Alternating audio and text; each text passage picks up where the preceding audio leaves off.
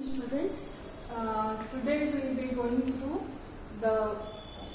it is the continuation of development of financial system in India. We have completed 3 heads. We will go through the 4th head. 4th heading is institution for financing agriculture. Means to finance the agricultural sector, which is the apex or the main financial institution.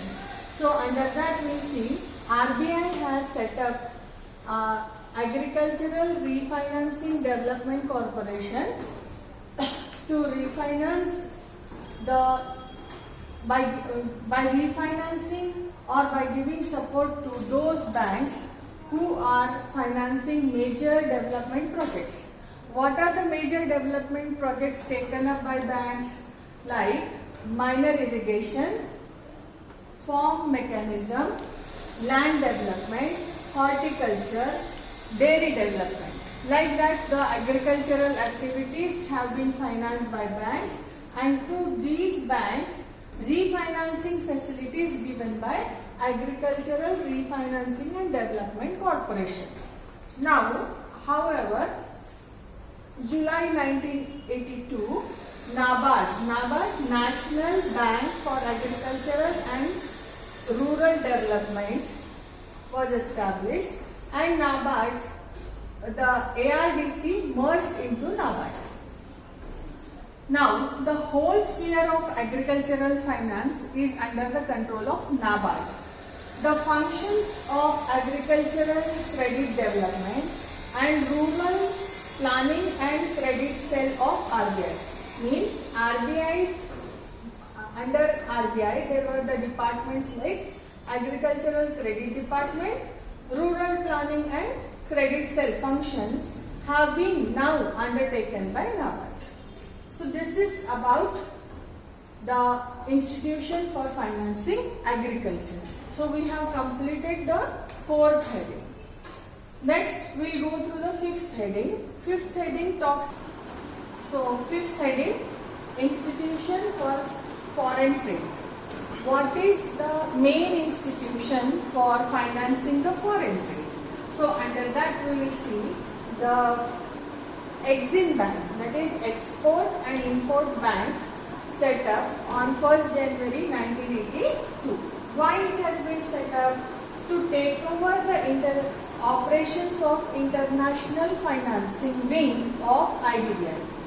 IDBI had a wing, International Financing Wing, and this has been taken over now by Exim Bank. And Exim is Export and Import Bank. The main objective is to give financial assistance to exporters and importers.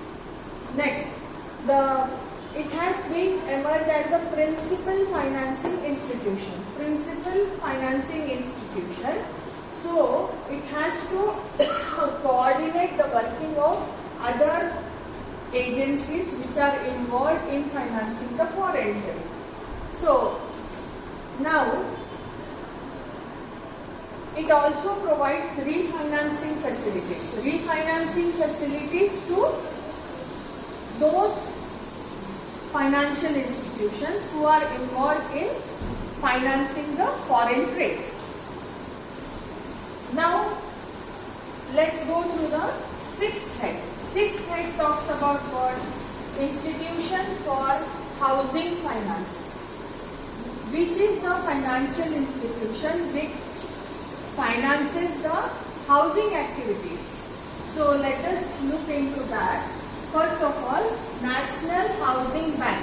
National Housing Bank was set up on 9th July 1988.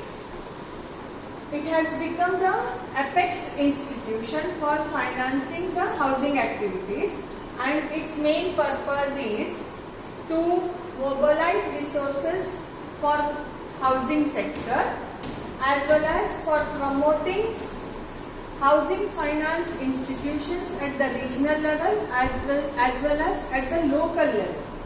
Next, even this NHB refinances the housing financial institutions as well as scheduled banks who are already giving finance for housing purpose. Now, It also undertakes underwriting and guaranteeing facilities to the financial institutions who are involved in the housing activity, financing the housing activities. Now we'll go through the 7th heading, Stockholding Corporation of India Limited. Stockholding Corporation of India Limited, the main purpose is to tone up the stock and capital markets in India. In the year 1987, SHCL, that is Stockholding Corporation of India Limited, was set up to tone up the stock and capital markets. The main objective is, these are the activities which are taken over by SHCIL. What is that? The purpose is quick share transfer facilities, clearing facilities, depository facilities, support services, management information services, development services to investors. Which investors? Individuals as well as companies or corporates. Now, SHCIL has been established by 7 All India financial institutions. These 7 institutions together have formed this. What is that? IFCI, Industrial Finance Corporation of India, ICICI, IDBI, LIC, GIC, UTI and IRBI. These 7 institutions together have formed this SHCIL. Now let's go through the 8th heading, Mutual Fund Industry. Now there is so much, if you open the channels you will find so much of advertisement that you have been if you are interested in invest in mutual funds. Don't go directly to stock market. Like that you see so many advertisements. So mutual fund industry, what is it? It refers to funds raised by financial service companies. Funds raised by financial service companies by pulling savings from the public and investing them in different dynamic portfolios. Now, how it will benefit a common man? Small investors cannot approach big companies because they have got very small savings. But their savings will get exposure to big companies through mutual funds.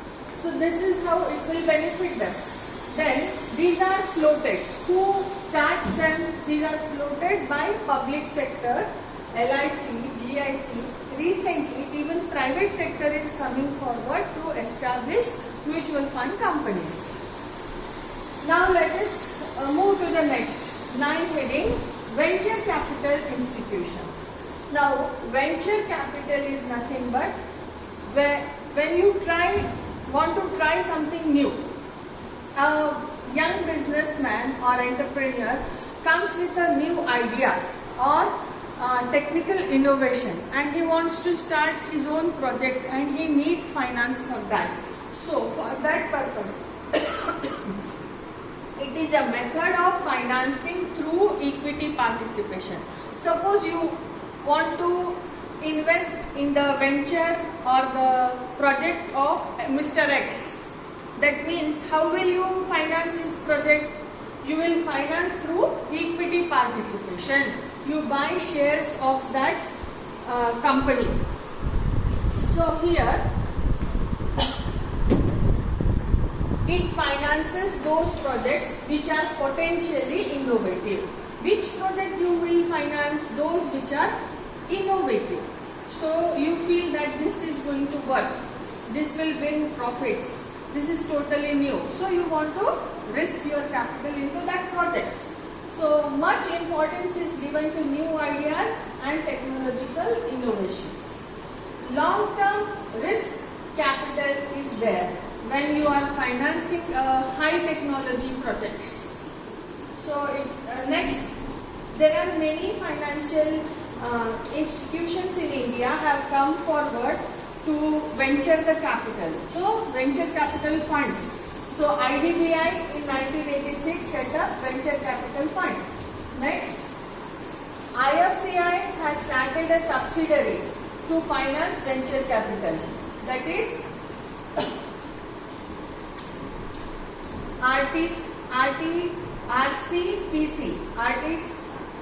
RCTC is Risk Capital and Technological Finance Corporation. ICICI and UTI together have set up TDIC Limited.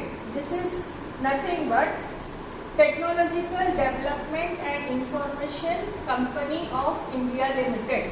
This is started by joint venture.